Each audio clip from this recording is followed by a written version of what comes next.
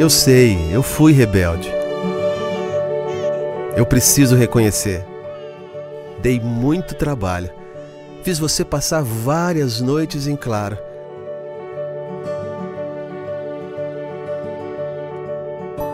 Lembra quando comecei a andar sozinho? Eu parecia um furacão. Hoje a gente dá risada disso tudo. Depois eu cresci. E você levou um susto.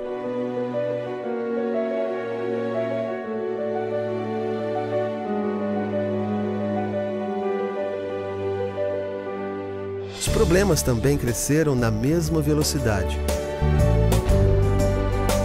Foi tudo muito rápido. Às vezes eu gastava mais do que podia. Às vezes eu demorava mais do que deveria. Mas não era sua culpa. Você realmente não sabia onde estava errando. E eu precisava de ajuda para poder tomar as decisões certas. É por sua causa que hoje estou onde estou, confiante e no caminho certo. Foi pela sua coragem em mudar que passamos a nos conhecer melhor. Foi por você acreditar que é possível melhorar o mundo à nossa volta que hoje nos damos tão bem.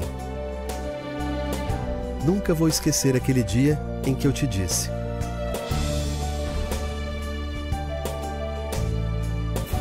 muito prazer, eu sou a sua empresa.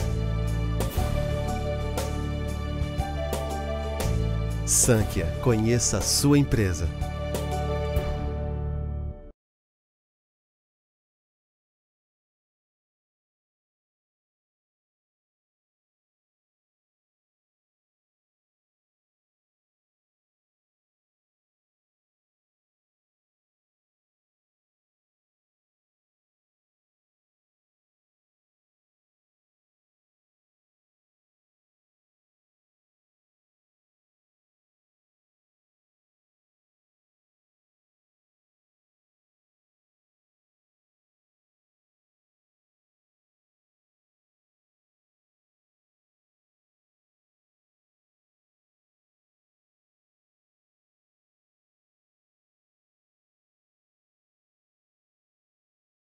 Pessoas, empresários, clientes, prospects.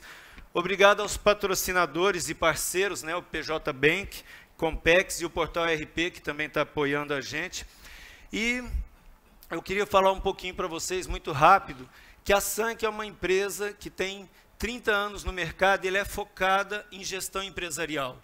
O objetivo da Sankhya, mais do que fornecer um RP, é trabalhar a maturidade, o amadurecimento da visão de gestão das empresas para que a gente tenha um país melhor.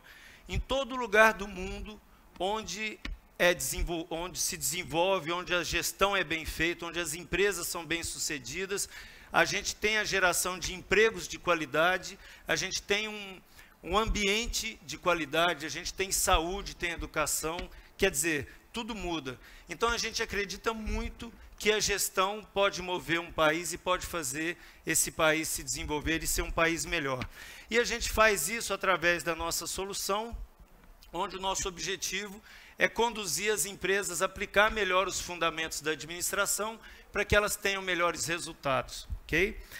E eu queria avisar também, fazer um alerta a todos vocês, né, que estão, principalmente a turma que está remota, né, que está assistindo via YouTube. Vocês podem utilizar o WhatsApp, né, que está assim, para fazer as perguntas. O pessoal aqui presencial vai poder fazer pergunta e quem está remoto vai poder mandar as perguntas via WhatsApp, e o WhatsApp está no rodapé da tela de vocês, ok? Bom, William Vac tem 34 anos de jornalismo, 20 dos quais como correspondente internacional, principalmente na Alemanha, Grã-Bretanha, Rússia e Oriente Médio. O que o credencia a discorrer sobre diversos temas. Apresentou o Jornal da Globo até 2017, da TV Globo, e pela mesma empresa também foi colunista do G1 e repórter especial. Publicou 4 livros e venceu 2 vezes o principal prêmio brasileiro de jornalismo. No último ano se tornou uma das pessoas mais influentes na internet quando o assunto é política, e bateu recordes de audiência no seu programa Painel WW. Então, seja bem-vindo, William, muito obrigado. Até mais.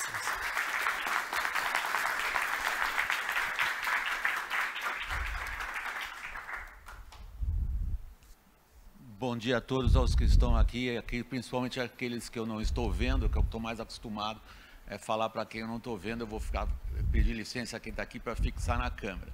E pedir uma outra licença também em caráter pessoal. Eu vou sentar, porque eu fui atleta há muitos anos na minha vida.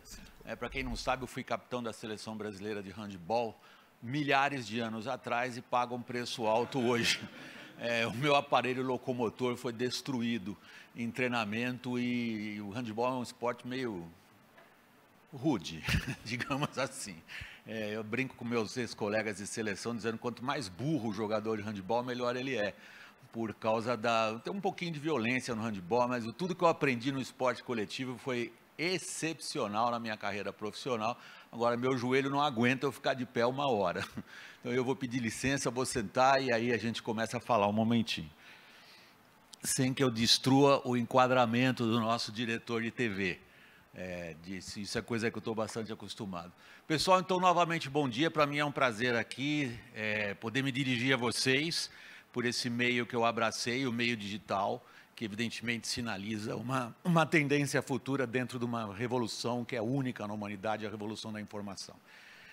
O tema da nossa conversa aqui é 100 dias de Jair Bolsonaro. É um tema excepcionalmente atual, em virtude da profunda crise pela qual o país passa. E para começar a abordar esse assunto, os 100 dias de Jair Bolsonaro, o que eles trazem para nós e o que eles projetam para nós, sobretudo para quem tem que tomar decisões, tanto decisões de investimento como decisões de consumo. A melhor maneira de a gente começar a pensar em 100 dias de Jair Bolsonaro é fazer a seguinte pergunta para nós mesmos: qual é a governabilidade de Jair Bolsonaro diante da dupla crise que o país enfrenta imediatamente? A dupla crise é crime e dívida. São dois enormes complexos que este governo recém-eleito prometeu atacar de cara. 100 dias é uma conta arbitrária, como todos vocês podem imaginar, e eles, quando a gente fala especialmente de Jair Bolsonaro, a gente não pode tomar 100 dias como uma conta cronológica da linha do tempo. Os 100 dias que a gente tem que tomar aqui é uma conta política, subjetiva, psicológica. O tempo da política, o tempo psicológico, não é o mesmo tempo da física newtoniana neste universo no qual vivemos. Nós estamos falando de minutos, de horas, de dias, de 24 horas, de semanas e 7 dias. Nós estamos falando da formação de expectativas políticas e da realização ou não de esperanças. É em função deste tempo psicológico e político que a gente fala de 100 dias de Jair Bolsonaro. Vamos começar, então, a tentar estabelecer um mínimo de ideias a respeito do que este tempo psicológico nos diz. Ele colocou nas costas desse governo eleito em outubro um peso formidável, que talvez nenhum governo da nossa memória viva tenha tido de enfrentar.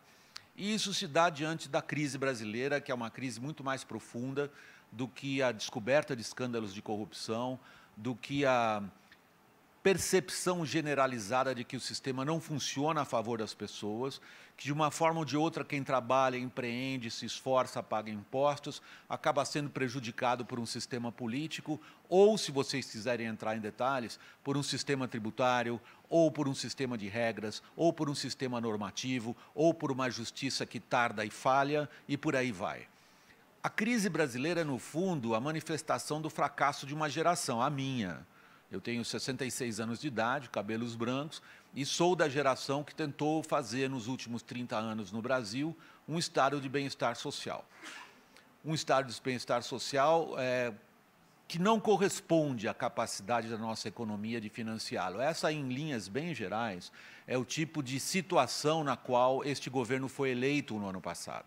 É uma ideia ruim, mas que eu acho que nós brasileiros temos que enfrentá-la, olhar no espelho e perguntar a nós mesmos por que fracassamos na tentativa de fazer um estado de bem-estar social sem que a economia correspondesse ao volume de gastos sociais que nós mesmos brasileiros estipulamos como necessários para garantir um mínimo de igualdade, um mínimo de justiça social, um mínimo, digamos, de qualidade de vida para esses 200 milhões que moram no nosso país. Nós não conseguimos fazer isso, ponto. Isto é algo que passa pelo sistema político na medida em que todo mundo aponta algum culpado por uma situação que, no fundo, é uma falha coletiva. Mas eu não vou entrar nessas questões antropológicas, eu venho logo para a realidade.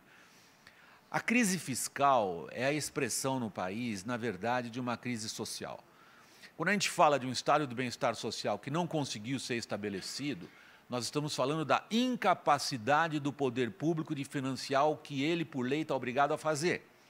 E como é que nós, brasileiros, fomos tapando esse buraco crescente nos últimos anos entre a expansão dos gastos públicos, particularmente os gastos sociais, é por isso que a gente entra na questão da reforma da Previdência, e o crescimento da nossa produtividade, da nossa economia. Essa crescente diferença entre o que a gente gastou e o que a gente foi capaz de gerar como prosperidade, nós fomos tapando essa diferença ao longo dos anos, com aumento da carga tributária e com emissão de dívida. E são dois aspectos que chegaram ao limite do suportável, ao limite do sustentável. Esta é a crise, este é, digamos, o pano de fundo para o que vem acontecendo na política brasileira.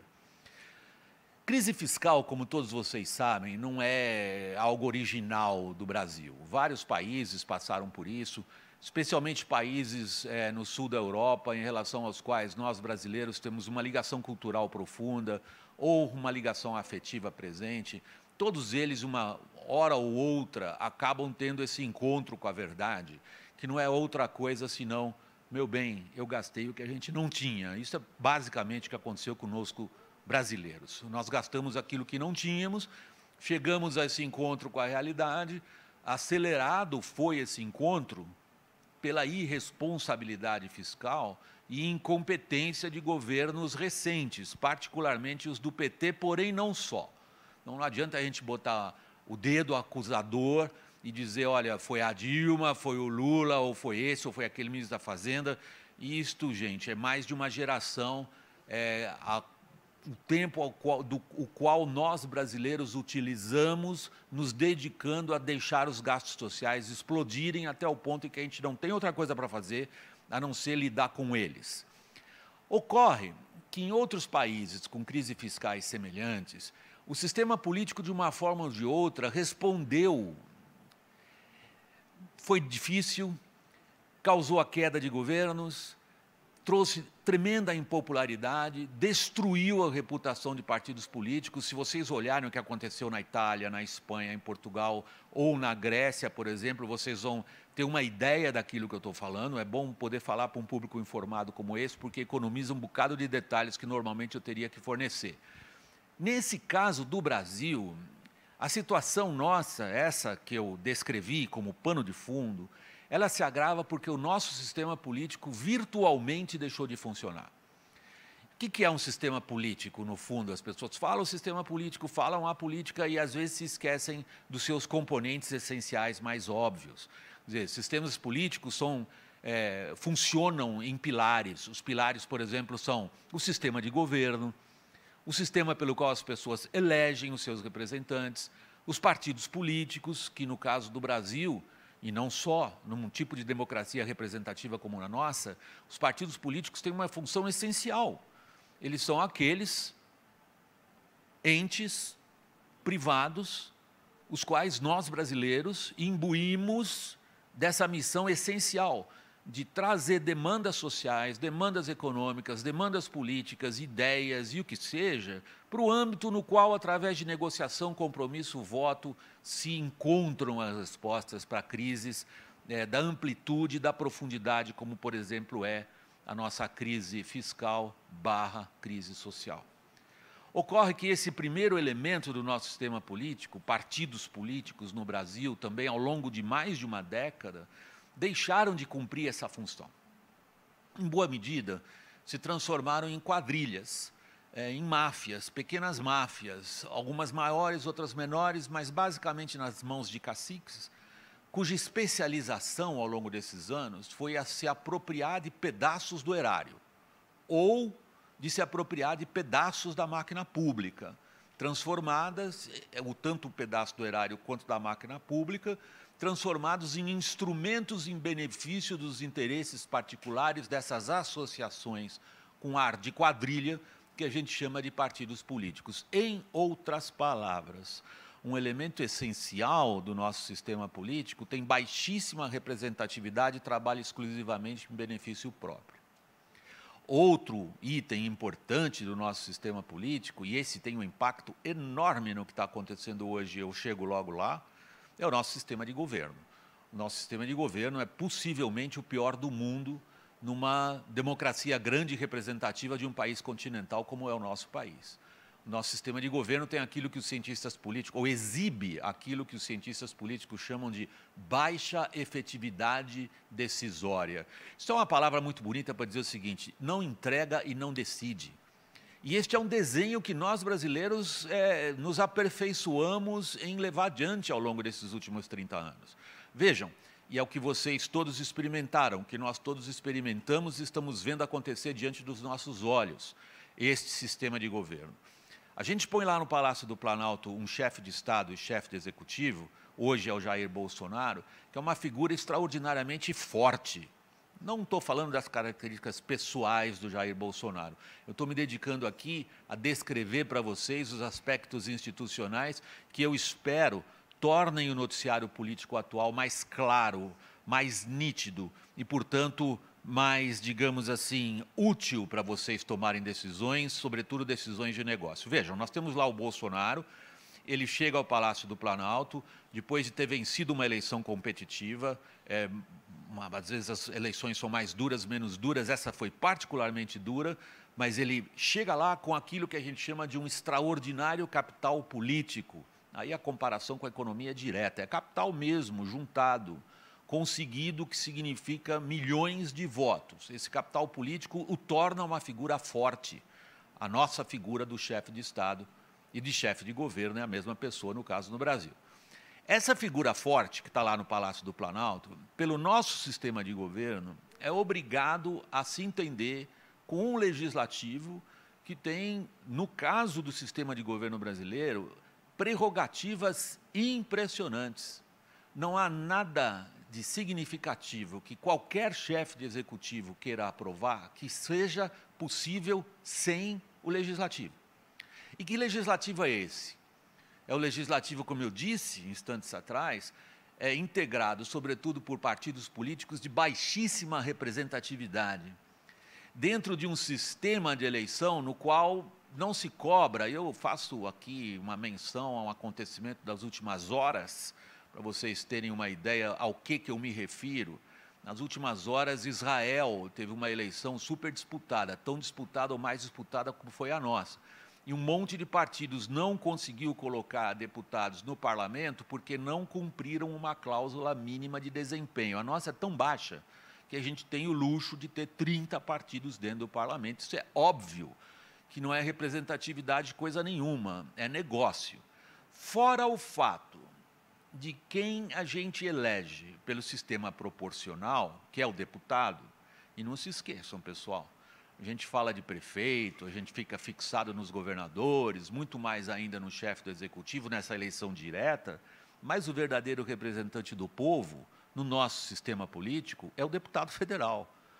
E a gente esquece disso. Provavelmente é a pessoa a quem a gente menos lembra de ter votado nele muito pouco tempo depois da eleição. Então, vejam só, a gente tem ali no nosso sistema de governo, que é o pior do mundo, uma figura forte no executivo que é obrigada a se confrontar diretamente com um legislativo fracionado, de baixa representatividade, eleito por um sistema proporcional, e aí vem uma jabuticaba brasileira espetacular. O nosso sistema proporcional garante a desproporção. Um voto não vale a mesma coisa dependendo da região do Brasil. Isto aí é algo que a gente carrega desde 1977, continua carregando. A gente garante que um legislativo cheio de prerrogativas, com baixa representatividade, eleito desproporcionalmente, estou fazendo aqui, evidentemente, um jogo de palavras, se enfrenta com um chefe do executivo forte. Está programado um conflito. Não há como esperar que isso possa ser diferente. E aí colocam-se vocês na situação do Jair Bolsonaro. Ele chega forte, venceu um plebiscito, convincentemente, com características especiais dessa eleição, nas quais eu vou logo me referir, as quais eu vou logo abordar, ele é obrigado de alguma forma, a se entender com um legislativo com essas características. Aí a gente pode batizar isso aí de presidencialismo de coalizão, a gente pode batizar isso aí de festival do toma lá da cá, mas a gente não foge a certas, digamos, condições estruturais que influenciam fortemente a política no seu dia a dia. E aí eu coloquei duas para a apreciação de vocês. A primeira é o plano geral da nossa crise, é uma crise fiscal, que é uma falência de uma geração em tentar estabelecer um estado de bem-estar social, e que nos leva a uma situação que torna a acomodação de interesses, que é uma característica brasileira, não enfrentar de cara, mas tentar acomodar, e os limites para acomodar interesses estão exauridos. Querem traduzir isso em outras palavras? Acabou a grana, não dá mais para repartir, como a gente fez até aqui, e não dá mais para taxar, como a gente fez até aqui, e não dá mais para se endividar, como a gente vem fazendo até aqui. Em outras palavras, são condições estruturais que nos levam a buscar alguma saída. Essa saída a gente tenta obtê-la a partir de um sistema político com falência óbvia, não só do sistema de governo, mas também pelo fato de alguns dos seus elementos essenciais, que integram essencialmente esse sistema, não cumprirem o papel que a gente achava que deveriam cumprir. Vocês acham que a situação está suficientemente complicada? É muito pior a complicação da situação do que vocês imaginam. E tudo isso eu estou dizendo porque, ao final desse passeio pelas nossas condições estruturais, nós vamos nos debruçar a essa pergunta: qual é a governabilidade de Jair Bolsonaro? O nosso sistema político foi destruído em boa medida também de fora para dentro. Quando eu digo de fora para dentro, eu estou me referindo à Lava Jato. A Lava Jato é um fenômeno político recente, sem comparação na história brasileira de possivelmente 60, 70 anos. Não há nada igual na nossa história política recente, em termos de manifestação de indignação e de cansaço das pessoas em geral, com o sistema no qual elas têm que empreender, trabalhar, ir descansar na aposentadoria, criar seus filhos, tentar manter projetos andando para frente. Elas entendem o sistema como algo, ou sentem o sistema como algo que lhes é prejudicial sempre. A coisa mais comum que a gente sente, e se vocês quiserem um exemplo com características estupendas do ponto de vista sociológico e antropológico até, porque estamos falando um pouco do nosso caráter nacional, foi o que todos nós assistimos no ano passado na greve dos caminhoneiros. Quando as pessoas se dispuseram a apoiar um movimento que elas sabiam que lhes traria prejuízos materiais imediatos e mensuráveis, fora a conta que ainda estão espetando, que nós estamos discutindo ainda a tabela de frete, para vocês terem uma ideia. Essa conta ainda vem por vários anos, mas eu não vou abrir parênteses e desviar aqui. As pessoas se dispõem a apoiar algo que elas sabem que lhes trará prejuízos imediatos, porque é muito maior a vontade de dar, eu vou fazer um gesto aqui, tomara que esteja enquadrado certinho, que dá uma banana para aqueles que estão lá em cima. Então, essa postura, eu não aguento mais o que tem em cima de mim, seja a regulação, seja a burocracia, seja a política, seja os modos e costumes, isso teve uma importância extraordinária na nossa eleição. E continua tendo uma importância extraordinária quando a gente julga a governabilidade de Jair Bolsonaro. Muitos dos fatores que ajudaram Bolsonaro a ser eleito são fatores que serão usados para julgá-lo. Não se pode cair na ilusão, e em parte esse governo está caindo nessa ilusão, de que aqueles elementos que o colocaram lá com essa vitória expressiva lhes serão simpáticos o tempo inteiro. Isso é um grave perigo político. O tipo de cabeça do eleitor brasileiro que criou a demanda por um Jair Bolsonaro é uma cabeça com baixíssima tolerância, enorme expectativa e avassaladora impaciência. E isso vocês viram numa janela importante de alguns momentos épicos de abril do ano passado. Épicos porque raramente a gente vê numa crise política, eu falo aí da minha experiência como jornalista, eu queria até pedir desculpas ao pessoal, na verdade eu estou indo para 50 anos de profissão em janeiro do ano que vem. E a maior parte do que eu fiz na minha vida foi ser repórter de rua, o meu coração bate repórter, embora muitas das pessoas que possivelmente estejam aqui assistindo a essa programação se lembrem de mim como apresentador de televisão. O que eu mais fiz foi reportagem de rua. Voltando ao ponto, a outra janela que a gente viu em abril do ano passado, num movimento como aquele dos caminhoneiros, ela é preocupante do ponto de vista da nossa cultura política. Quando eu falo cultura política, eu estou falando do jeito com que as pessoas encaram a política no Brasil. Não sei se vocês se deram conta naquela greve, mas a gente constata ali, pelo comportamento de grande parte do público, que não se sabe o que é dinheiro do governo no Brasil. As pessoas acham que dinheiro público é governo. Elas não entendem que o governo não tem dinheiro, elas não sabem que não existe dinheiro público, é o dinheiro delas, que foi tirado através de impostos.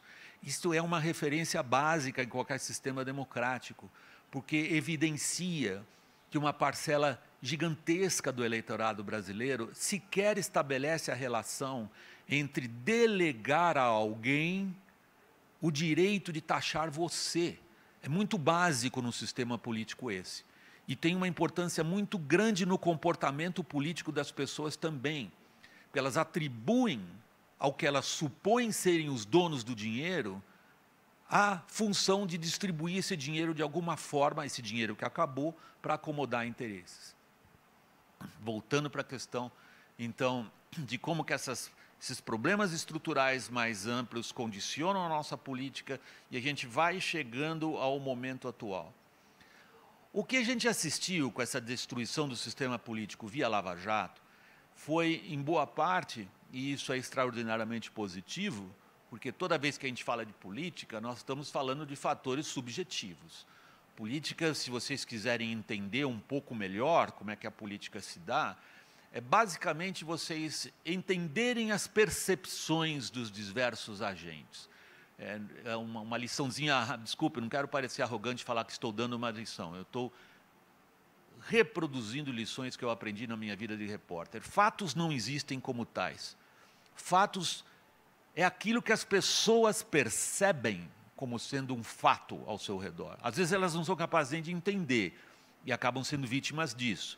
Mas a ideia de que a percepção é algo subjetivo é essencial se vocês querem antecipar o que a política vai fazer. É sempre necessário se colocar no papel, seja do Jair Bolsonaro, seja de quem for, e tentar entender qual é a percepção que ele tem dos fatos ao redor dele, ou mesmo se ele não é capaz de identificar os fatos ao redor dele, porque a partir daí a gente imagina o que um personagem político, o que um agente político tem como programa, como projeto, como ação que ele vai tomar. No caso nosso, quando a gente olha para essa política destruída pela Lava Jato, a gente constata uma percepção positiva, e aí que eu interrompi o raciocínio e retomo, que é essa devolução de autoestima para todos nós. Então, a Lava Jato, quando ela coloca na cadeia poderosos, quando ela destrói conglomerados que se especializaram em desviar dinheiro público, quando ela ataca a corrupção, que é uma questão de valor essencial em qualquer sociedade, ela devolve a nós, brasileiros, uma considerável porção de autoestima. Não é algo que a gente possa negligenciar do ponto de vista político, porque isso mexe com a cabeça das pessoas. As pessoas olham para a Lava Jato e se sentem orgulhosas de uma ação levada a cabo por aqueles entes que nós, brasileiros, incumbimos disso. A Polícia Federal, o Ministério Público, a primeira instância, os juízes, são nossos heróis em boa medida, porque em grande parte eles nos dão autoestima. que é massacrada no Brasil. Quando a gente olha e nos colocamos na comparação internacional, dificilmente a nossa autoestima sobe. Nós somos um país cuja diferença para as economias mais ricas continua a mesma, 25, 30 anos. Nós somos um país que vimos vários outros ultrapassarem a gente em termos de aumento da produtividade, capacidade de competição, geração de conhecimento e tudo mais. A nossa autoestima, no fundo, ali ela está meio machucada. Nós somos um país extraordinariamente violento. Nós exibimos taxas de criminalidade assombrosas. Isso também não faz bem para a nossa autoestima. E vem uma Lava-Jato e nos devolve a uma situação de certo conforto até, que é a de dizer o seguinte: poucos conseguiram, razoavelmente, isso é uma outra questão jurídica, não vou entrar nela agora, a não sei que vocês queiram falar sobre isso na hora de perguntas. Poucos conseguiram, dentro do marco legal, combater a corrupção de forma tão eficaz como a gente viu acontecer de 3, 4 anos para cá. Beleza? Agora tem outras consequências políticas da Lava Jato não intencionais. E boa parte da política, no fundo, é lidar com consequências não intencionais. E uma consequência não intencional da Lava Jato foi uma terra arrasada, como também nunca vimos na nossa política.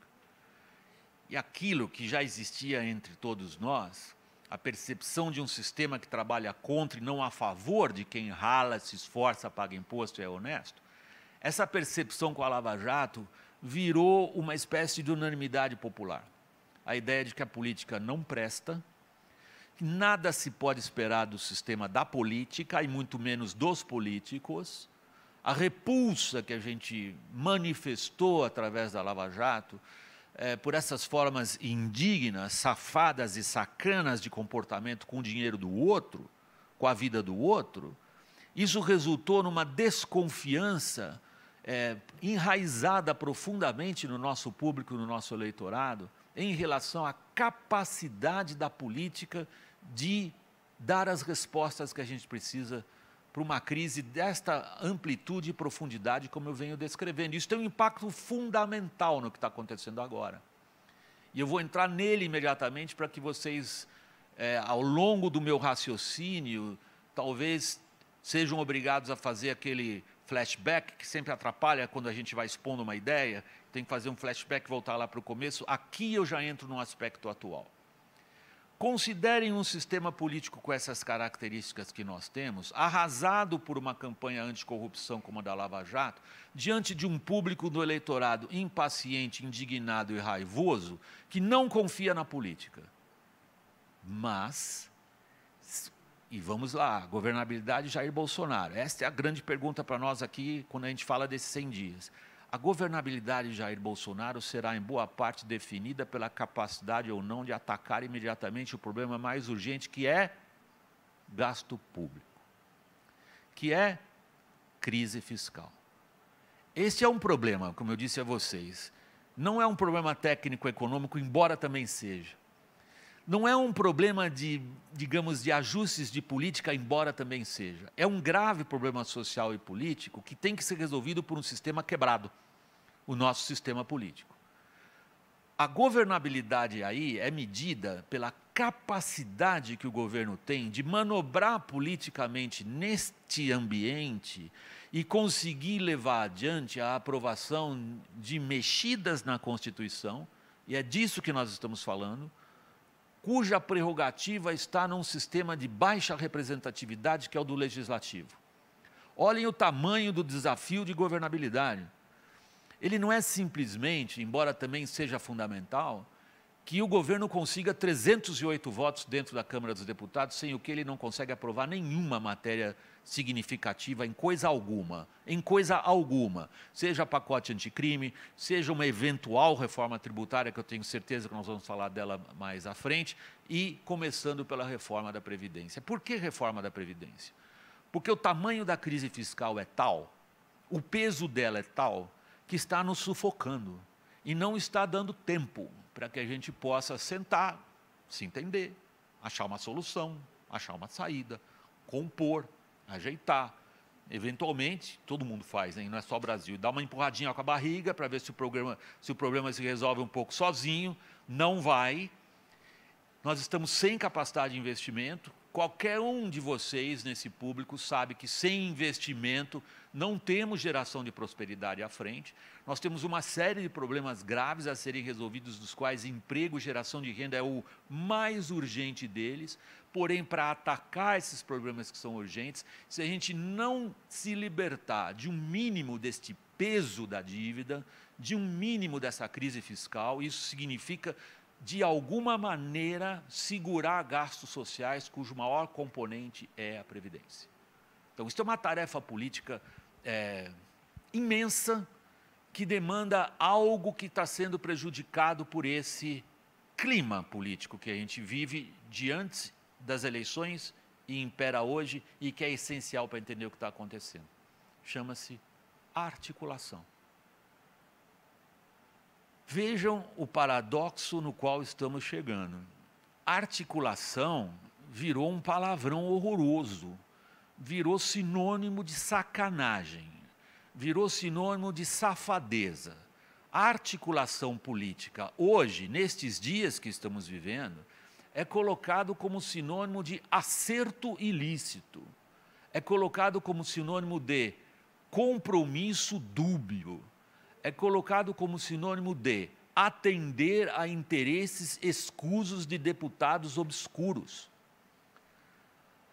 Não vou negar a vocês, com o tempo que eu tenho de cobertura política, que tudo isso acontece também. Afinal de contas, essa eleição, ela tem um caráter disruptivo enorme para o nosso sistema político, porque, para grande surpresa de nós mesmos, um bocado de lideranças antigas foram jogadas janela fora. Um bocado de estruturas, do ponto de vista de comportamento político, foram colocadas em xeque exatamente por quem se elegeu como presidente, dizendo: eu não pratico mais a política velha. Mas esta afirmação, ela hoje é nevrálgica, porque ela está nos fazendo pensar que existia uma política que não existe mais, quando, se vocês considerarem os fatores estruturais da nossa crise e os fatores estruturais do nosso sistema político, eles continuam todos os mesmos lá. Então, o que existe, na verdade, não é política velha ou política nova, mas é política. E fazer política para um governo que tem que atacar questões dessa amplitude, dessa profundidade, significa articular, não necessariamente atender a coisas ilícitas. Veja uma frase que o Jair Bolsonaro repetiu de novo numa entrevista a um grande amigo meu, foi meu chefe, Augusto Nunes, atualmente está na Jovem Pan. Ele entrevistou o Bolsonaro anteontem, e uma das respostas do Bolsonaro é muito significativa como tradução desse ambiente político que eu venho me empenhando em descrever para vocês desde que eu estou sentado aqui conversando com vocês, que é a seguinte: eu não vou jogar dominó com o Lula na cadeia. A ideia que o Bolsonaro está passando, que é uma ideia que o público abraçou, é que a causa da prisão de dois ex-presidentes, o Temer foi alvo de uma prisão preventiva recentemente, mas vamos considerar, a causa da prisão de dois ex-presidentes foram acertos políticos. Essa narrativa da política atual é muito perigosa, porque ela supõe, mas ela fala para o público, ela supõe que a política inerentemente é algo sujo. E aí você pode contrapor, eu estou usando aqui como partícula impessoal C, tá? Estou usando vocabulário viciado de economista. Deixa eu voltar para o vocabulário normal das pessoas. Só economista que fala assim: você tem isso, você tem aquilo. Não é partícula impessoal C. Tem-se isto, tem-se aquilo.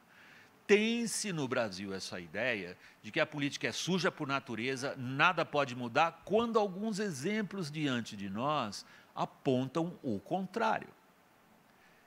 Se a gente estivesse conversando, ou estivéssemos aqui nessa transmissão, digamos, em agosto ou julho do ano passado, a gente possivelmente não teria sido capaz de apontar o tamanho das mudanças políticas que ocorreram nas eleições de outubro. Foi uma surpresa para todos nós. Em outras palavras, indica que a política pode mudar sim, E uma das coisas mais positivas que eu vi acontecer no país nos últimos meses foi o grau de engajamento e de vontade das pessoas de fazer política. Um outro gesto é do Sérgio Moro. Sérgio Moro é o grande paladino, o grande herói da luta anticorrupção, voluntária ou involuntariamente, é um dos principais nomes associados ao terra arrasada da política brasileira, e ele virou político. Então, eu não compro quando o prezado e querido Moro diz que ele é um ministro técnico, coisa nenhuma, ele é político, ele virou político. Mas nisso ele está sinalizando algo para nós, é o seguinte: um dos principais nomes associados à destruição da política, tal como a conhecemos, entrou na política. Então ele está dizendo, através da política, há sim possibilidades, e é por aí que tem que vir, se a gente for respeitar nossas leis, as transformações, as mudanças e as respostas para as crises que nós enfrentamos, que são múltiplas. Então, esta frase, não vou jogar dominó na cadeia com o Lula porque é fazendo acertos com o legislativo que eu vou acabar sendo preso, ela é perigosa, no ponto de vista do próprio interesse de quem está obrigado pelo nosso sistema de governo a fazer política. Há outro problema dos 100 dias do Bolsonaro, quando a gente fala de governabilidade, essa é a nossa questão central, é uma outra frase que ele vem repetindo com certa, digamos, com certo gosto, que é dizer, em relação ao principal desafio que ele tem de curtíssimo prazo, da reforma da Previdência, é curtíssimo prazo, é imediato, não há um horizonte de tempo muito favorável. Nós estamos medindo isso em termos de semanas. Isso é muito curto em termos de prazo político. Como eu disse a vocês, o tempo cronológico não tem a mesma validade que o tempo político. E essa frase que o Bolsonaro repete, e a repetiu de novo na entrevista ao Augusto, foi: eu fiz a minha parte e entreguei agora projetos, tanto da parte de combate ao crime, são os dois grandes problemas que ele, digamos, disse na campanha que iria enfrentá-los, e são de fato os dois grandes dilemas para a sociedade brasileira, crime e dívida. Tanto o pacote anticrime está colocado no colo dos parlamentares, quanto o pacote de reforma da Previdência. Eu, presidente, fiz a minha parte, elaborei um projeto, coloquei o projeto no colo deles, agora é com eles. Infelizmente não é. Infelizmente não é. Aí, quando a gente fala de 100 dias, a gente começa a perceber como um agente político, como o Jair Bolsonaro, que é um intuitivo é aquele que percebe, nem ele mesmo é capaz, muitas vezes, de explicar o que ele percebeu e como é que ele vai agir. Mas o Bolsonaro mostrou, sobretudo na campanha eleitoral, ter uma grande característica intuitiva, que é cheirar o que o ambiente político sugere que vai acontecer e agir de acordo a isto. Então, quando ele diz, eu cumpri a minha parte, problema agora dessa turma, está implícita ali a crítica que o público faz, sobretudo ao legislativo, e aquilo que as pessoas percebem o legislativo como sendo, que é um ambiente político inescrutável, cheio de gente de baixa representatividade e índole idem. E quando ele diz também, eu agora espero que eles cumpram um gesto patriótico, ele está colocando uma pressão política em cima do legislativo, e aí ele é realmente apenas um agente da história, no caso de um sistema de governo que programou esse conflito, como eu disse a vocês inicialmente. Coloquem-se qualquer um de vocês na posição de Jair Bolsonaro, vitoriosos numa eleição dessas, e ainda por cima ele foi vítima de um atentado, e ele tinha em relação aos competidores dele menos possibilidades financeiras ou do uso dos instrumentos convencionais da política no Brasil, sobretudo o tempo de televisão, e os derrota a todos, ele chega e tem que se enfrentar com aqueles que ele entende ter sido derrotados por ele e pelo seu público. É um paradoxo político hoje no Brasil importantíssimo, porque é óbvio que Jair Bolsonaro fala, quando ele põe pressão política no legislativo, ele fala em nome de uma estrutura que o obriga a fazer isso, senão ele não governa, mas ele fala em nome de um acontecimento político recente, que é uma eleição, no qual se cristaliza por parte do eleitor brasileiro e do público a noção de que a política só vai resolver se eu chutá-la a pontapés, que é o que as redes sociais fazem. Então, esse caldo de cultura política no Brasil hoje é essencial se vocês quiserem se dedicar à questão dos 100 dias de Jair Bolsonaro e qual é a governabilidade dele. Então, não é simplesmente conseguir os 308 votos na Câmara dos Deputados, sem os quais ele não faz nada de significativo, eu quero dizer.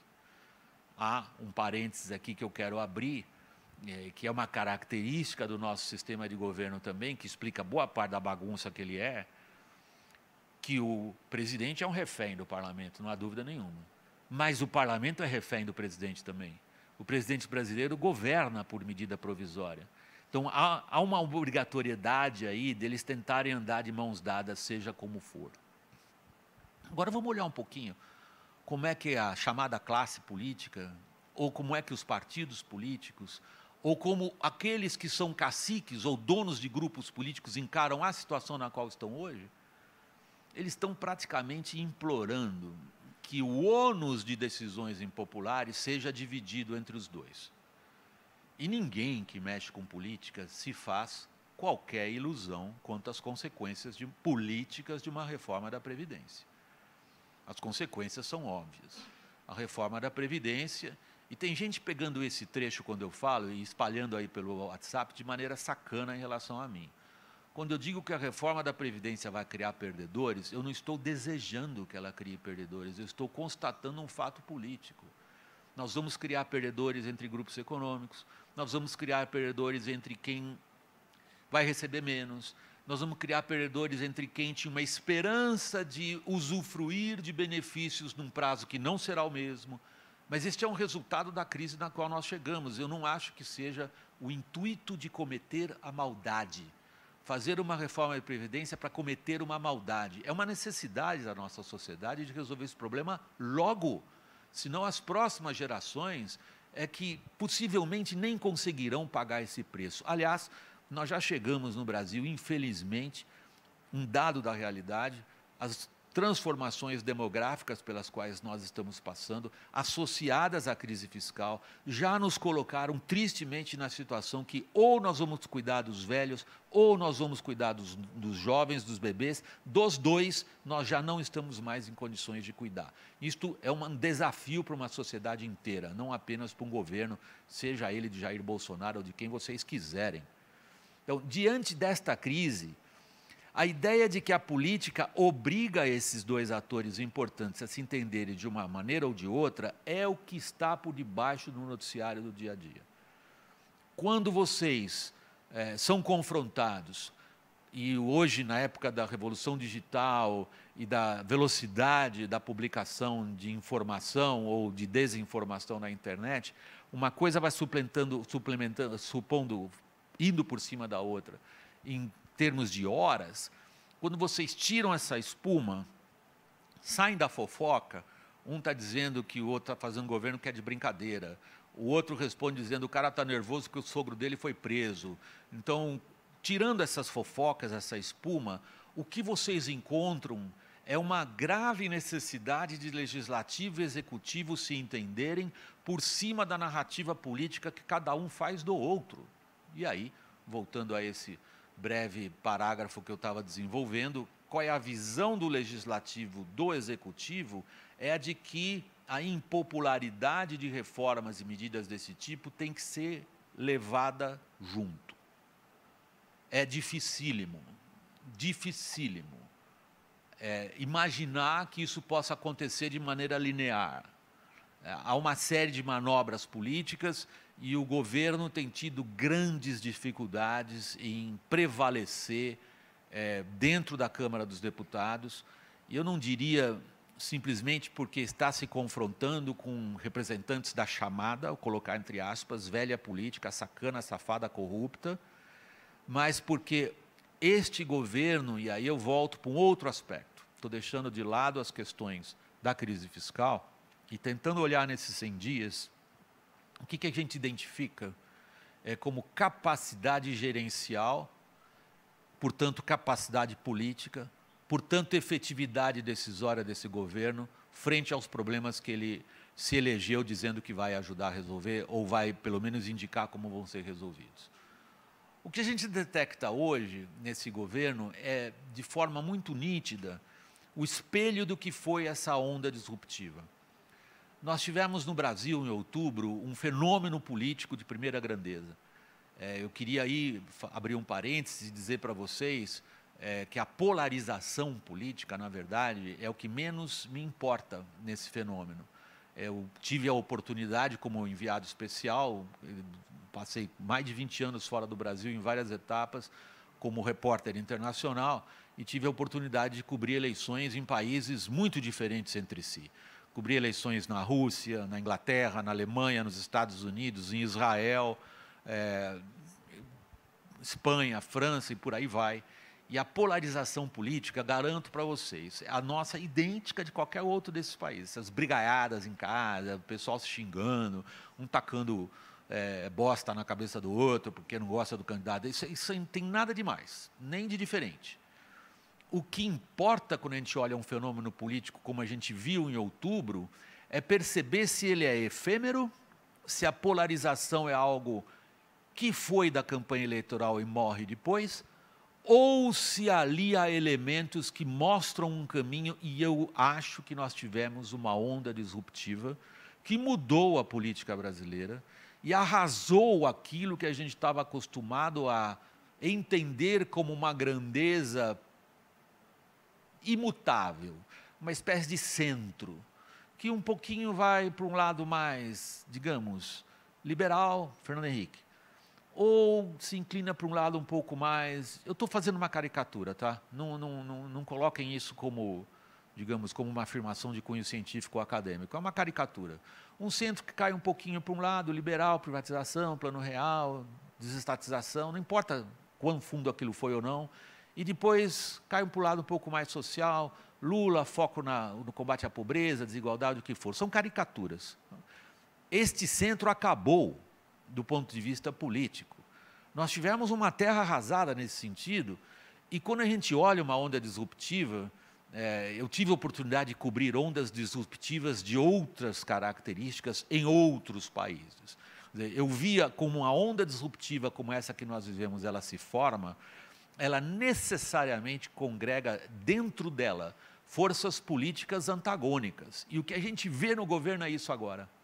É um clássico, assim, para quem acompanha política, lê sobre política e gosta de história, que é a minha biografia, a minha característica como profissional de comunicação, lê muito história e lê muito política. Essas ondas disruptivas colocam no mesmo barco inicialmente pessoas que depois vão brigar para ver quem é que vai tocar o barco. E algumas vão brigar e afundar o barco batendo com pedra no fundo do barco, que é o que nós estamos vendo acontecer.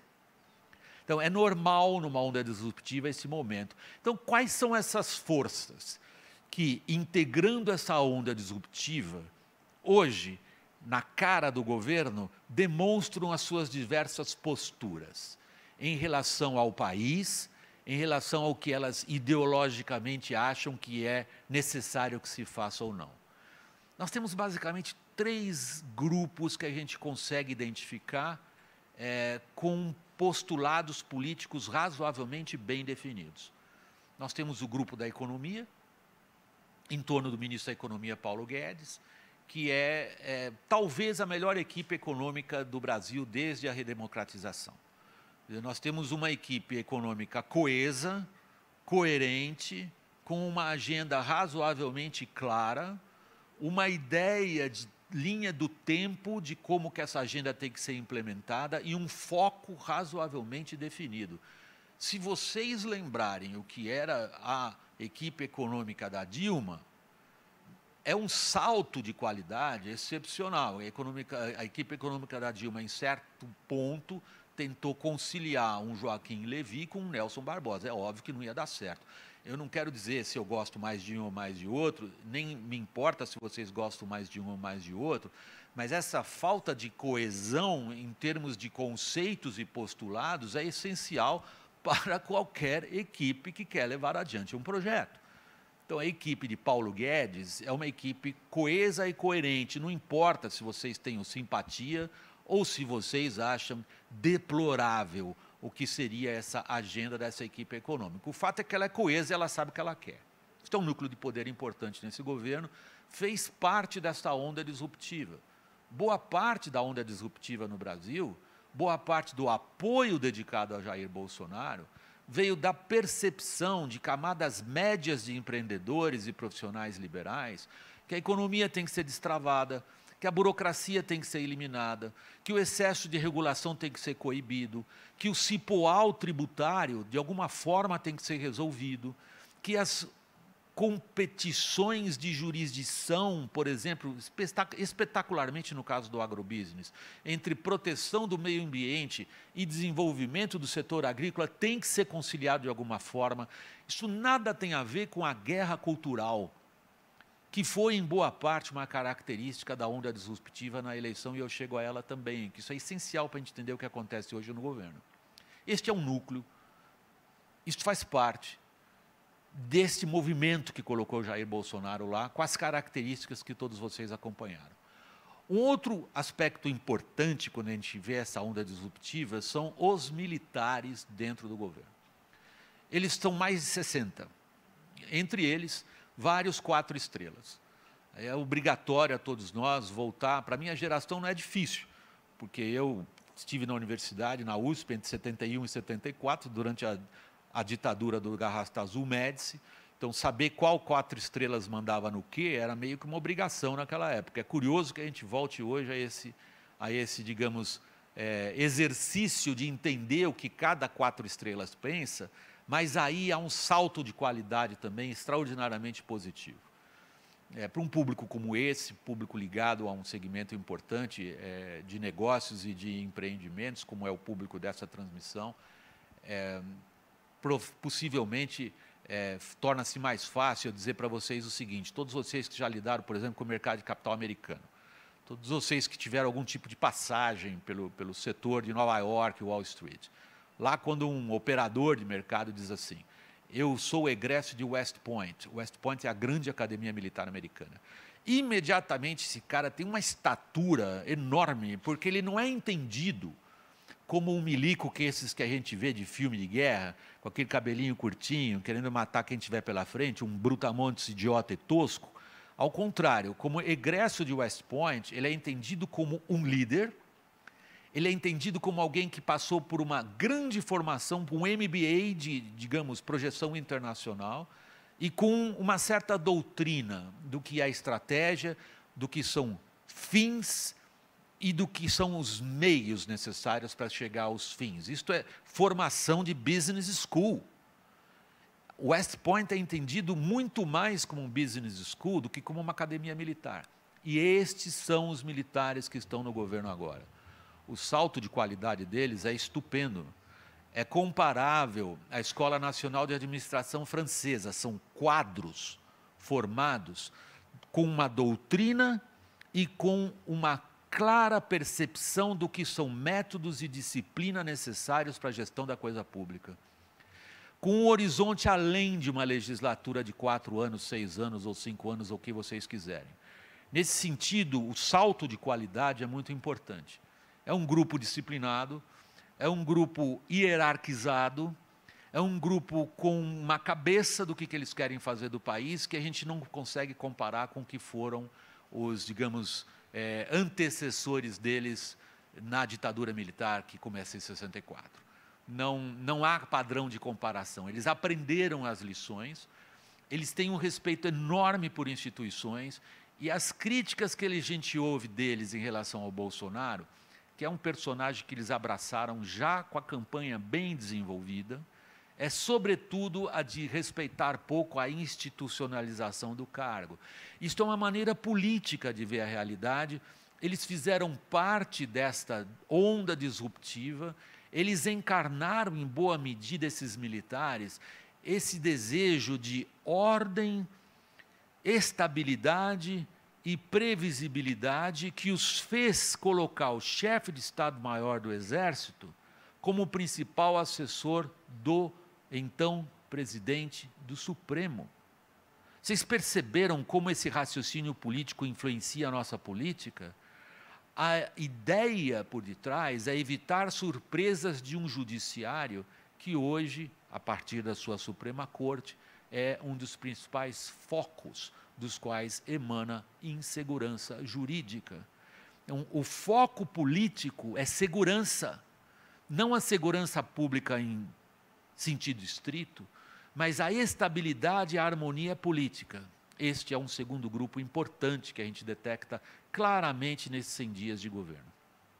O terceiro grupo é formado pelas posturas ideológicas associadas a alguns 2 ou 3 nomes, que fizeram parte importante também da onda disruptiva e que são os participantes mais empolgados com a chamada guerra cultural.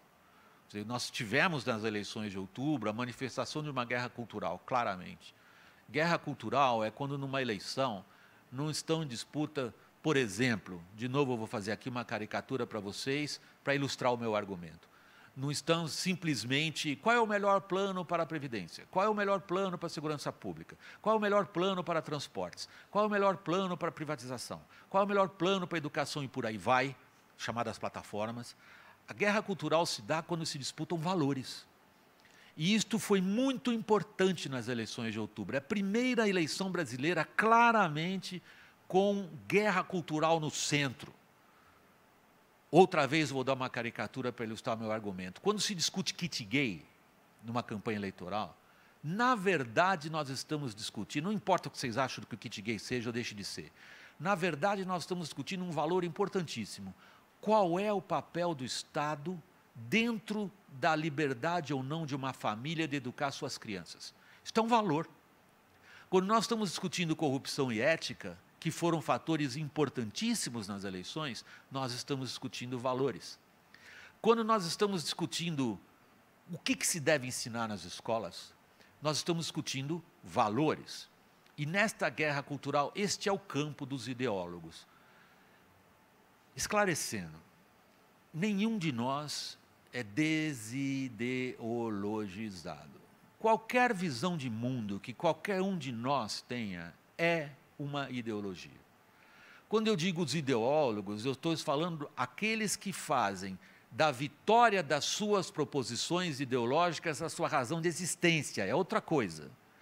Todos nós temos uma visão de mundo baseada na nossa religião, nas nossas simpatias políticas, nas nossas lealdades ou o que seja. É diferente ser um profissional da defesa dos nossos postulados ideológicos. E esse grupo é forte no governo. Esse grupo ocupa pedaços do governo e tem sido responsável pelas piores crises que o governo mostrou até agora.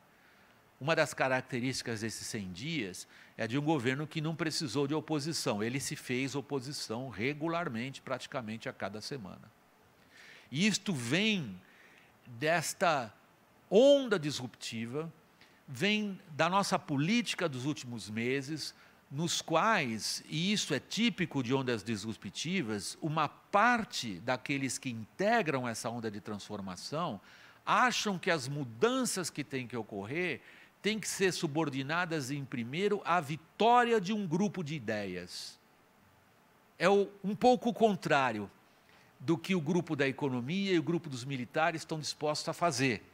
Eles estão dispostos a atacar diretamente alguns problemas dentro de uma agenda que tem seus postulados ideológicos. Tanto é que a agenda do Paulo Guedes é chamada de agência liberal. Com isso, nós estamos colocando ele claramente no espectro ideológico. O outro é o vencer o marxismo cultural, é vencer a esquerdização do país, é mudar a maneira como a cabeça das pessoas pensa, e isto é uma revolução cultural.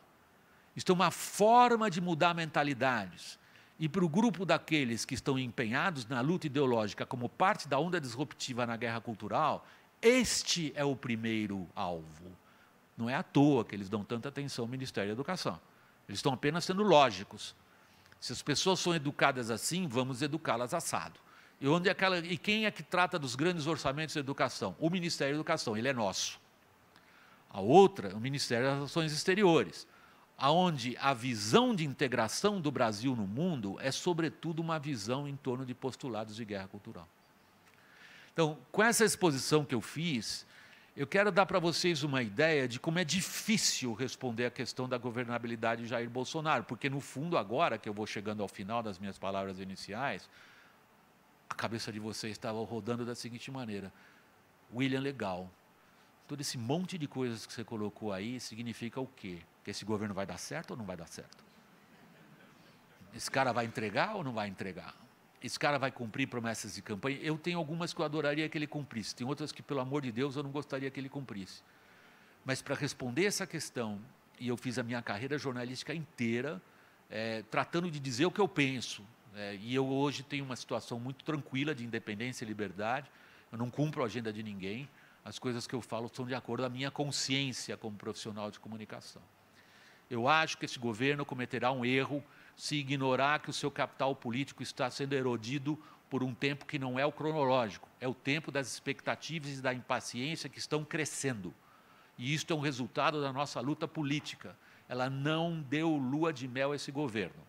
Alegar como o governo alega que ele encontrou um país destruído e que a gente tem que ter paciência é ignorar um fato político da nossa realidade. As pessoas não têm paciência, não têm tolerância e têm toda a legitimidade de se comportar assim. Se o governo ignorar isso, cometerá um erro político que tornará difícil a atuação dele. Segundo problema que eu vejo nesses 100 dias de governo: o nosso sistema obriga, sim, a articular politicamente. Se as pessoas gostam disso ou não gostam, ignorar é perigoso. Eu acho, eu não sou aqui para dar conselho para governo algum, nem tenho procuração para isso. O que eu falo é da minha condição de analista político. Este governo tem problemas seríssimos para enfrentar. Não pode perder tempo. Se dedicar a coisas irrelevantes, como discutir se 64 foi golpe ou não foi golpe, ou se preocupar com esse tipo de coisa, está dissipando energia política, que não é um bem exatamente abundante. Energia política é um bem escasso, que tem que ser utilizado logo, com sentido estratégico e de direção. Então, para fazer uma manchete dos 100 dias de Jair Bolsonaro: todas as condições estão dadas para que hajam essas transformações que precisamos e queremos. Vai depender de sabedoria política, vai depender de empenho político e vai depender, pessoal, de muita, muita calma. Por enquanto, estamos esperando e acreditando. Pessoal, muito obrigado.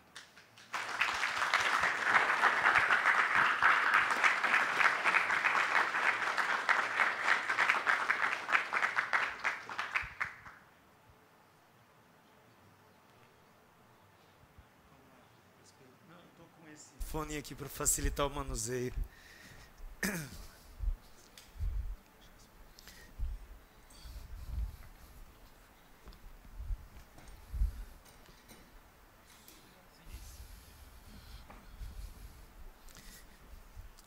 Beleza, William, muito obrigado por essa sua breve exposição e acho que trouxe. Você achou breve?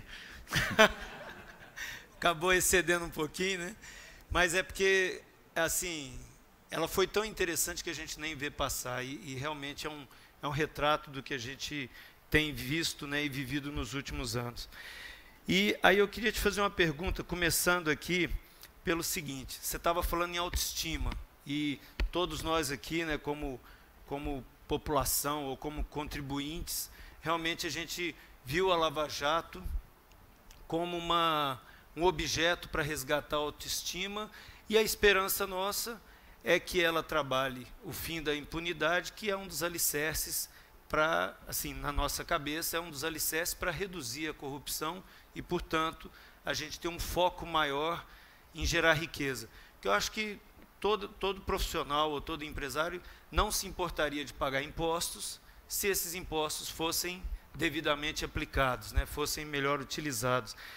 Então, eu queria que você falasse um pouco mais para a gente sobre esse ambiente de terra arrasada que a Lava Jato deixou, se ela deve ainda continuar, que a gente sabe que tem muita limpeza para fazer, ou deve ser dada uma trégua para que tenha a governabilidade, ou seja, para que a gente tenha uma forma de fazendo essa faxina mais gradativa.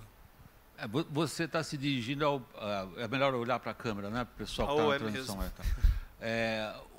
você está se dirigindo na sua pergunta a um dos grandes dilemas políticos que o Jair Bolsonaro vai enfrentar.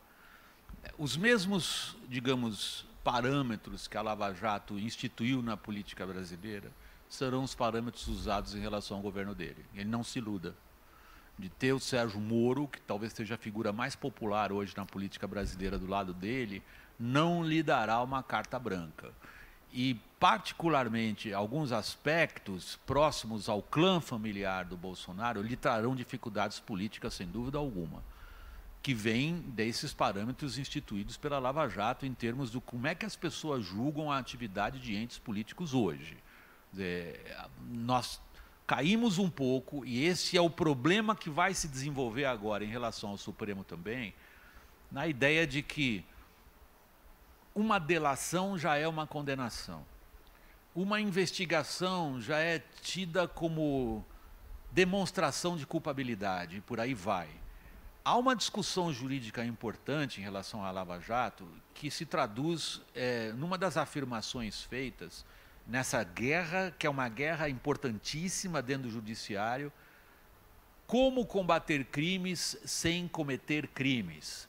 Então, há uma disputa doutrinária e política muito forte em relação aos limites daqueles que, tendo deflagrado a Lava Jato, ganharam enorme projeção política. O Sérgio Moro é apenas um dos nomes, e que hoje, através do uso eficaz e bem planejado de redes sociais, colocam associados à luta da corrupção uma série de bandeiras políticas também. Em outras palavras, a Lava Jato, para alguns, é entendida hoje como um partido político.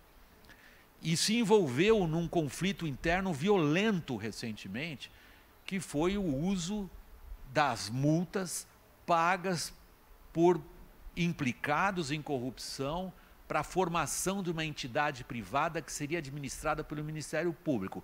Olha como o Ministério Público rachou em torno disso.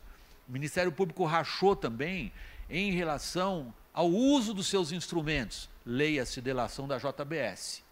E o Ministério Público racha em relação às, digamos, ambições políticas de alguns de seus integrantes. Isto colocará o governo Jair Bolsonaro diante de decisões difíceis, porque a Lava Jato tem extraordinária popularidade, por outro lado, ela é parte desse racha institucional brasileiro. Não vai ser fácil enfrentar isso. Do ponto de vista popular, Lava Jato é pop. Do ponto de vista político, as consequências ainda estão começando a se desdobrar. Há, hoje, este critério básico bruto. Está numa investigação, é culpado. Tem uma delação, aquilo vale como prova. Isto provavelmente vai sofrer uma bela freada de arrumação. Já está. Agora, a política é o campo do imprevisível e, em boa parte, do imponderável. Nós estamos no dia 10, né? Era para ter sido julgado hoje. No Supremo, uma interpretação que já mudou de lado várias vezes. Se quem teve a pena, digamos, reiterada num colegiado em segunda instância, já vai em cana ou não. Vocês sabem das implicações disso. Se isso tivesse sido julgado hoje com a provável formação de maioria pela interpretação anterior da Constituição, teríamos o Lula saindo da cadeia, com consequências políticas que o governo vai ter que saber trabalhar. E isto é imponderável. Isto é considerado, digamos, explosivo, num sentido, porque é difícil viver com segurança jurídica num ambiente no qual o Supremo muda suas interpretações em função daquilo que os integrantes do Supremo consideram que é o clamor das ruas. E esta também é uma consequência da Lava Jato. Mas se por um lado, né, olhando lá, se por um lado a gente tem esse julgamento antecipado, né, quando, né, numa delação, por outro lado também a gente tem a sensação, né, de que provas deixaram de ser provas, né, ou seja, aquele caso dos 50 milhões encontrados no apartamento, né, o sujeito foi liberado por ausência de provas. Exige toda uma revisão, né, desse processo de... O que se coloca para nós é o seguinte: se a gente quer que as coisas sejam diferentes, muda a lei. vai lá no parlamento e faz uma lei. O que é que o Moro está fazendo? O Moro está propondo alteração de partes importantes do Código Penal e da própria Constituição, exatamente em função da prisão depois da segunda instância. Então é o seguinte, não vamos deixar a interpretação volátil em função do ambiente político, o que tem que ser letra. Isto é uma causa importante de insegurança jurídica. A insegurança jurídica no Brasil, ela permeia as nossas relações econômicas, certo? Quer dizer, todo mundo, o agronegócio, a propriedade é a propriedade? Ou ela é função de uma interpretação do uso social da propriedade? Vamos pegar o setor de saúde. O que as agências reguladoras fazem, vale ou vai ser mudado? Vamos pensar no setor de incorporação e construção civil, de extrato, uma coisa que está sendo resolvida agora. Vale como? Como é que a minha atividade econômica está em função ou não de uma segurança ou insegurança jurídica? Coloquem-se vocês na condição de um empresário ou de um gestor de um fundo institucional estrangeiro que vem participar disso, que no Brasil hoje é uma grande oportunidade, que é refazer a nossa precária infraestrutura. Qual é o horizonte da segurança jurídica em termos de licitação, licenciamento ambiental? Isto é insegurança jurídica. Em outras palavras, a regra do jogo vale por quanto tempo e quem é que faz a regra do jogo? Então, quando você fala de delação ou de uso ou não de provas, no fundo, conceitualmente, politicamente, nós estamos falando de segurança jurídica em todos os seus níveis. É grave hoje a nossa situação. Eu não posso, como profissional de comunicação, tapar o sol com peneira, por mais que eu me empolgue com este ou aquele aspecto da discussão política atual. Quando a gente, por falta, deficiência do sistema político, tudo é judicializado.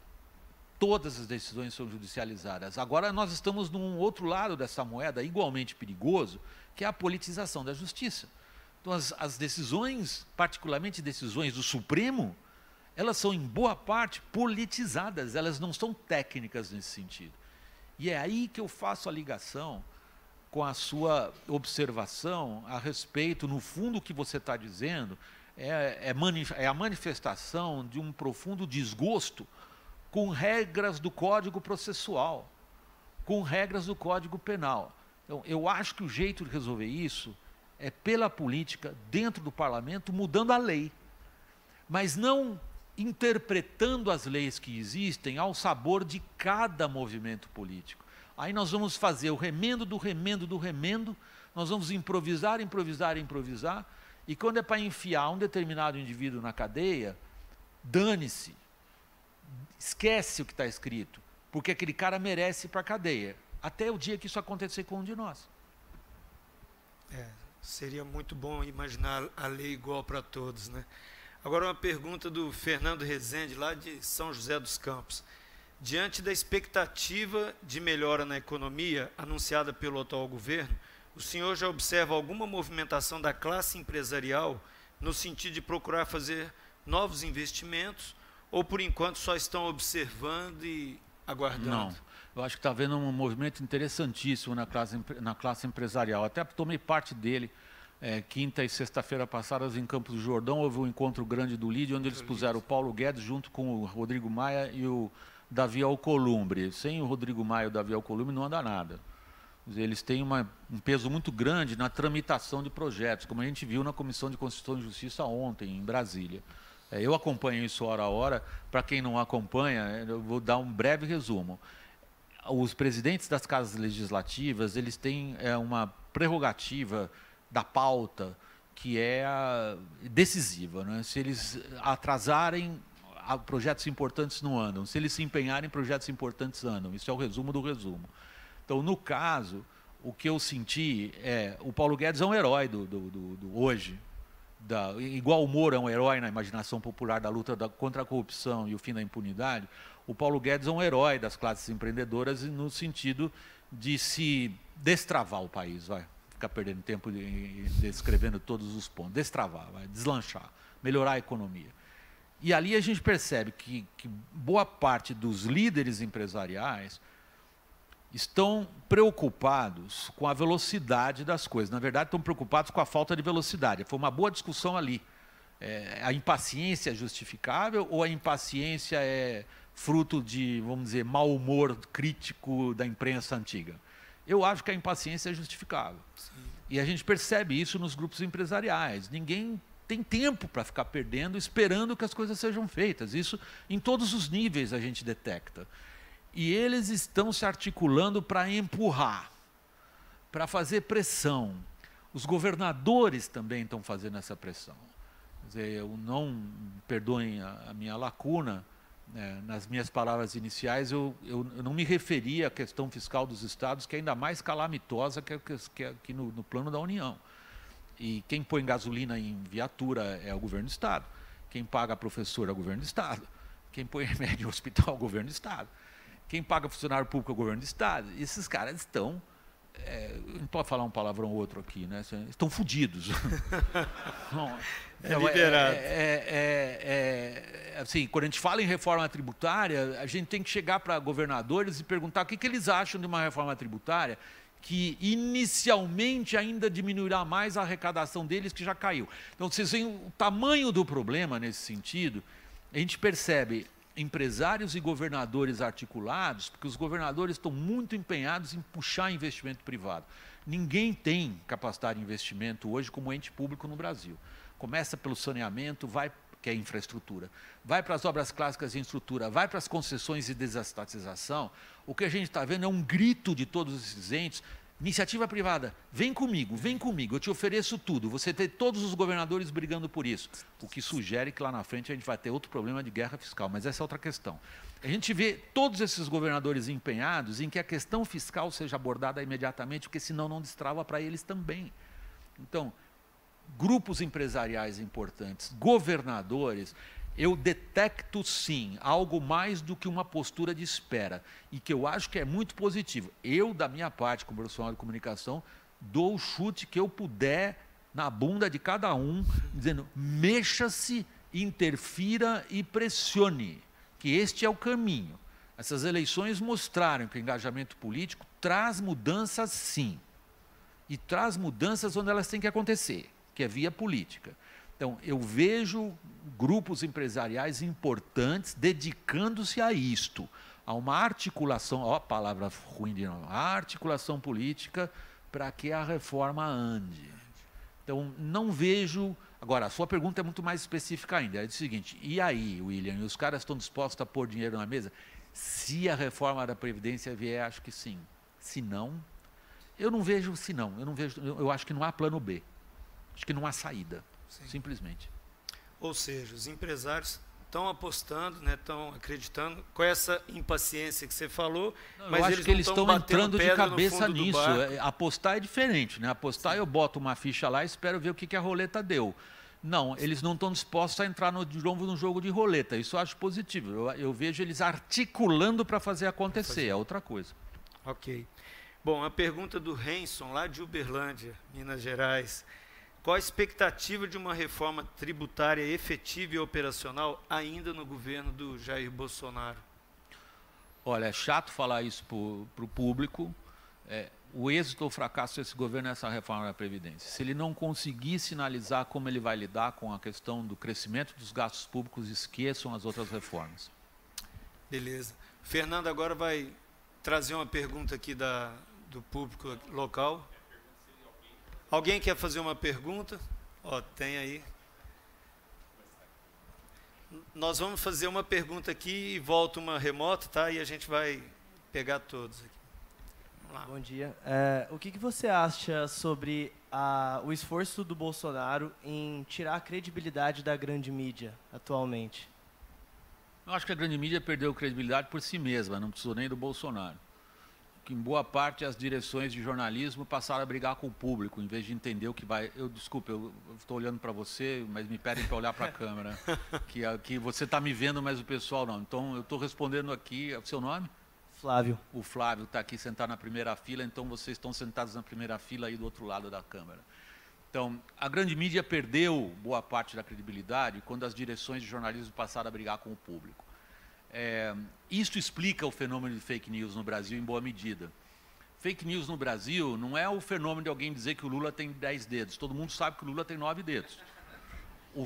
Não é a invenção da mentira. Não é, digamos, espalhar, jogar merda no adversário, que isso é tão velho quanto a eleição, hein? Isso é tão velho quanto a invenção da imprensa no século XVI. Não é isso. Fake news é quando as pessoas, em geral, o público, se sente órfão de um padrão de referência. Ela pode até não gostar do que ela recebeu como notícia num programa, digamos, de um material audiovisual de um programa de telejornalismo. Ela pode até não gostar, mas ela acredita que aquela é a referência em relação à qual ela mede a veracidade ou não daquilo que ela recebeu. É a perda desse padrão de referência que explica fake news. Eu vou traduzir isso em outra linguagem, mas para o público de comunicações. É quando os grandes conglomerados de mídia perdem a sua condição de guardiães da chamada veracidade objetiva dos fatos. É aí que o fenômeno de fake news entra. Em outras palavras, quando o público passa a não atribuir credibilidade àquilo que ele recebe como produto audiovisual ou escrito. E é a situação na qual nós estamos. E isto teve enorme importância nas eleições, porque em várias situações, candidatos entraram para entrevistas ao vivo em estúdios de grande projeção com um tamanho e saíram maiores. O que significa que, do ponto de vista político para o candidato, isto foi claro na estratégia do Jair Bolsonaro, mas não só dele,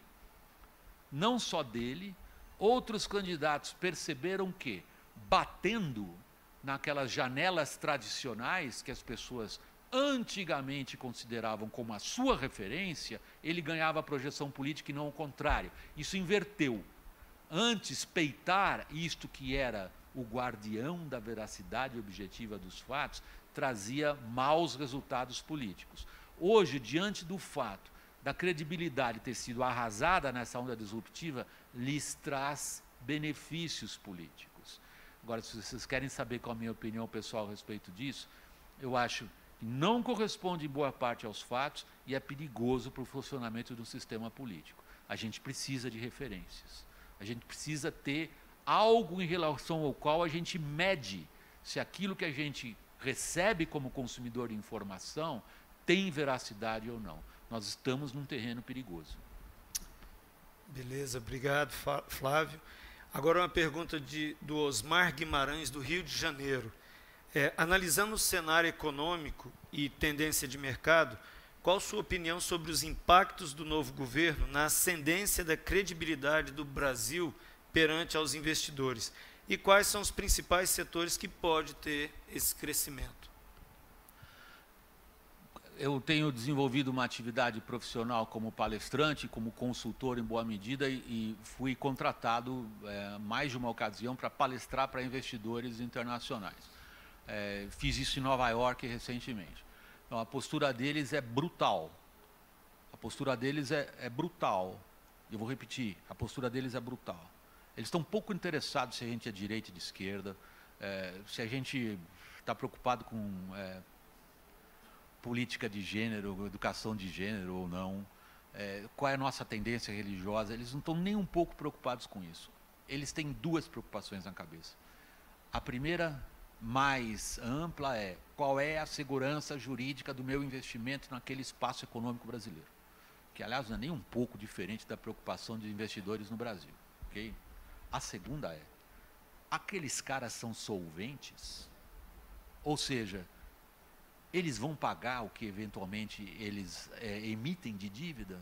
Então, é brutal essa perspectiva deles. Não é risonha, não. E, no momento, ela é um pouco à espera de um sinal. Quer dizer, se este governo consegue fazer o que ele veio dizendo que ia fazer rápido, que é melhorar o ambiente de negócios no Brasil, e melhorar o ambiente de negócios no Brasil não significa fazer videozinho bonitinho, vem investir aqui porque eu vou te ajudar a montar uma fábrica naquele terreno público.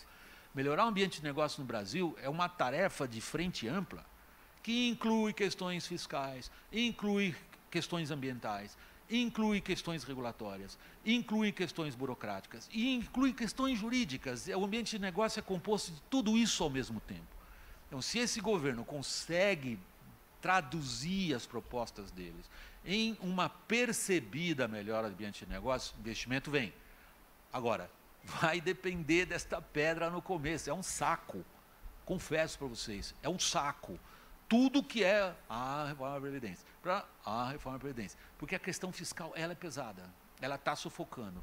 E ela está na cabeça de qualquer um que sabe fazer conta.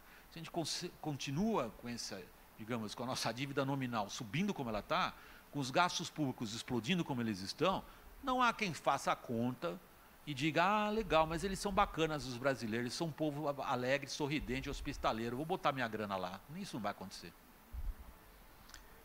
Ok. Estou recebendo a notícia ali que nós vamos ter espaço só para mais 3 perguntas. Uma pena. Vamos pegar mais uma daqui, né? Por favor. Opa. William, bom dia, meu nome é Daniel Marinho, eu sou da Líderes Treinamentos e a gente trabalha muito com os empreendedores. Na verdade, assim, quando alguém chama uma assessoria executiva, é porque as coisas não vão bem, né? A gente nunca pegou uma empresa que está assim, excelentemente bem, buscando esse recurso como primeira prioridade.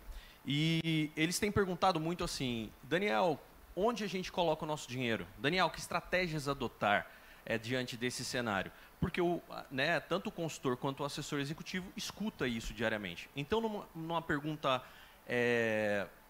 mais econômica, né, desse aspecto, a gente sabe que o Brasil historicamente é agro. Isso é uma realidade. Historicamente, nós somos um país agro. E devido à nossa condição geográfica, é totalmente favorável a isso. E também hoje, com o crescimento tecnológico, a gente vê empresas como até mesmo a Sankhya, desenvolvendo e avançando avassaladoramente pelo mercado. A minha pergunta especificamente não tem como não investir. É preciso investir, é preciso avançar, não tem como parar. A pergunta é, como investir nesse cenário?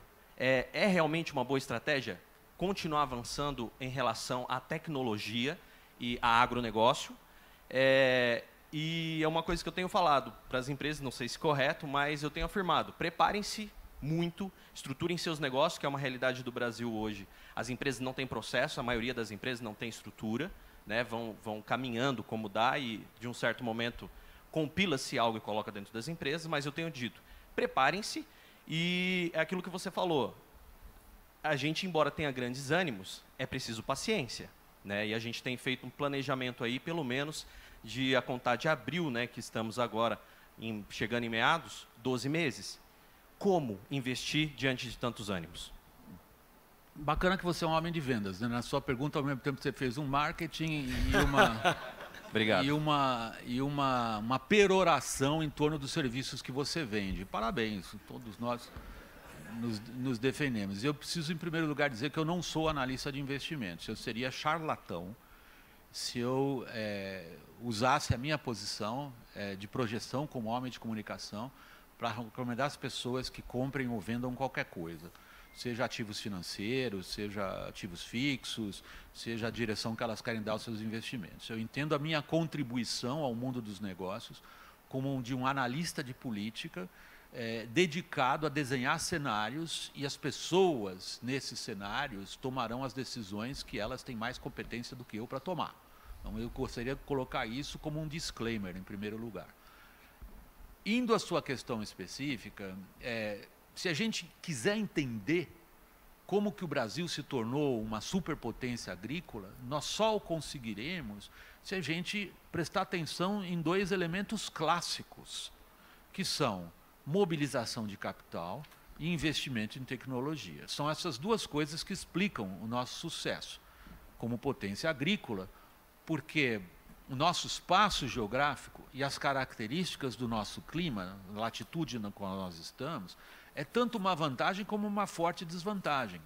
O que nós soubemos fazer, nesse espaço econômico que ocupamos, foi identificar essas vantagens específicas e, através de empenho forte de capital de tecnologia, desenvolver uma indústria, estou falando indústria como atividade econômica, tá? Desenvolver uma atividade econômica ligada à exportação de commodities agrícolas que coincide com o crescimento de outras economias altamente dependentes da nossa capacidade de produzir proteínas e de produzir grãos e outras commodities nesse sentido. Quer dizer, não é simplesmente a nossa existência, mas foi a nossa capacidade de desenvolver tecnologias, aplicar capital e identificar os mercados. Então, isto projeta que futuro dentro do governo Jair Bolsonaro? O governo, me parece que entendeu que brigar imediatamente com os nossos primeiros parceiros comerciais em função de posturas ideológicas não é um bom negócio. Esta correção de rumo me parece que está sendo feita positiva, em boa parte imposta pelos integrantes desse setor da nossa economia. Perceberam que algumas posturas ideológicas fazem muito sentido na guerra cultural e pouquíssimo nas atividades de comercial de exportação. Então, é um ponto positivo quando o governo reconhece isso e equilibra os seus diversos núcleos de poder, tais como eu tentei descrever para vocês. Aquilo não é simplesmente uma descrição acadêmica de indivíduos que estão ocupando cargos executivos, mas é uma descrição de como que as forças políticas interagem e os resultados que elas provocam. Isso é um lado. O outro lado, quando a gente olha para a superpotência agrícola brasileira, é entender se ela continuará. Parece um pouco dramático dizer isso. Mas para a gente continuar sendo a superpotência agrícola que soubemos desenvolver até aqui, nós temos que fazer um esforço suplementar de integração à economia do conhecimento. Os nossos competidores estão avançando depressa no uso de moléculas modernas no setor de defensivos agrícolas, por exemplo. Eles estão avançando depressa na produção de biocombustíveis a partir de grama, para você ter uma ideia. Eles estão no etanol, quarta, quinta geração, nós estamos no primeiro. Os nossos competidores andam depressa em termos das facilidades das suas infraestruturas de atender os mercados próximos aos deles, enquanto nós estamos com graves dificuldades aí. Então, para a gente continuar sendo essa superpotência agrícola, nós teremos que tomar decisões corretas do ponto de vista da política externa e nós teremos que nos empenhar mais ainda do que nos empenhamos até aqui em desenvolver as tecnologias apropriadas ao nosso espaço geográfico e à nossa latitude. Ok, obrigado. Bom, é uma pena que realmente tem muitas perguntas aqui muito interessantes, mas a gente tem que selecionar, né, porque o tempo é curto. Então vai mais uma do Luiz Cruz, de Santana de Parnaíba. Qual a medida certa? Você falou muito em articulação, né, política e a importância disso. E aí eu destaquei essa aqui em função desse aspecto. Qual a medida certa de articulação que o governo Bolsonaro, ele em especial, precisa ter, mantendo seu discurso de não cair na velha política e, ao mesmo tempo, não perder apoio do Congresso e da Câmara? O que está faltando para ele equilibrar essa balança?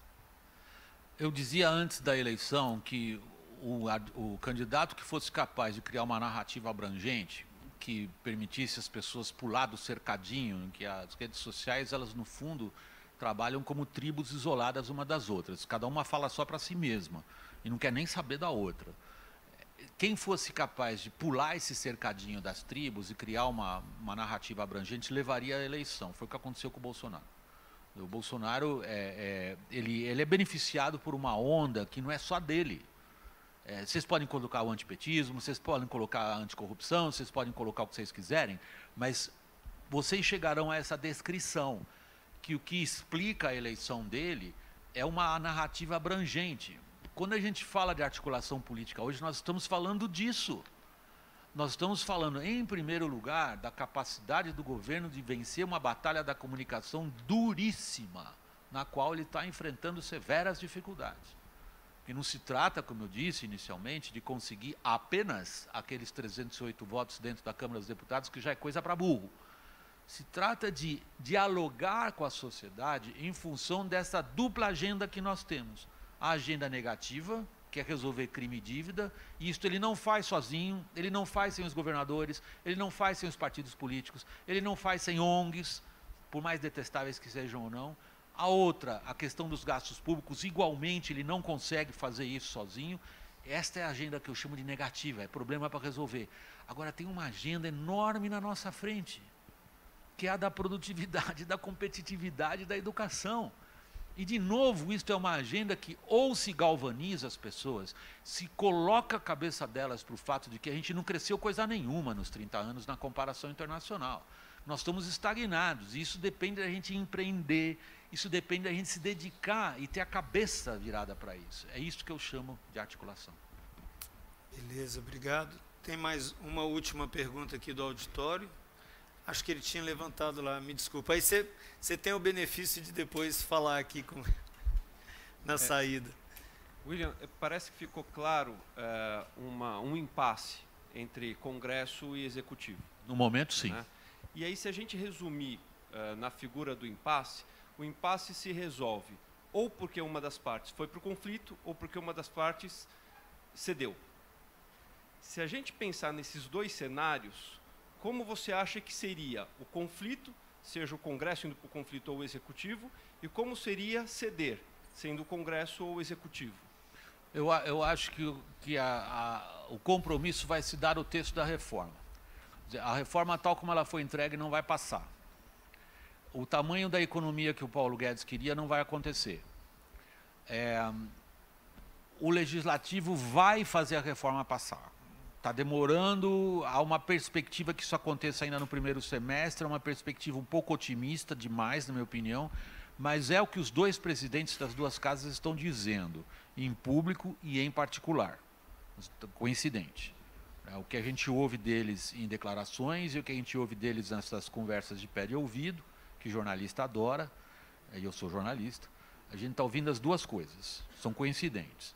Então, a reforma passa com alguns itens que os economistas dirão insuficiente, não serviu, mas o fato dela passar é um marco político importante, que abre outras possibilidades. É por isso que eu estou dizendo, como eu disse, que as ferramentas e as possibilidades estão aí, mas que o Bolsonaro se arrisca a apostar com o tempo. O tempo está trabalhando contra o capital político dele e está trabalhando contra o país em termos do agravamento dos nossos problemas.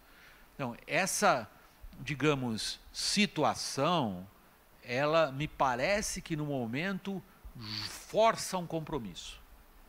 Nesses termos, o Legislativo dividirá com o Executivo o ônus e a impopularidade de medidas que serão massacradas por todo mundo. Cada um terá uma crítica específica. Mas este compromisso, se ele se estabelecer, e eu acho que ele vai se estabelecer, ele abre uma porta política, que olha o tamanho desse C, hein? Eu não estou considerando como um dado fixo que vai acontecer. Se essa porta política for explorada, o governo Jair Bolsonaro tem a possibilidade de desenvolver uma agenda positiva, mas isso vai depender dele. Nós estamos numa situação política na qual o nó fecha nele. É chato isso, mas o nó fecha nele. Ok? Bom, senhores, então, se você quiser fazer as considerações finais, uma despedida, fique à vontade. Que nós Muito obrigado pela paciência, sobretudo, a todos vocês. Muito obrigado, pessoal. Uma salva de palmas para o William. Muito obrigado, William.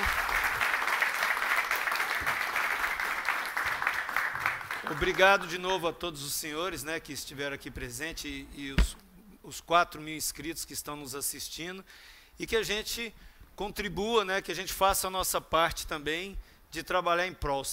Acho que uma coisa que eu gostei muito na sua fala é o pessoal ficar batendo pedra no fundo do barco, né? Ou seja, estando contra ou a favor, é interessante que nós temos que estar lutando pelo nosso país. O que está em jogo é o futuro do nosso país e vamos fazer tudo para que dê certo. Muito obrigado. Sucesso.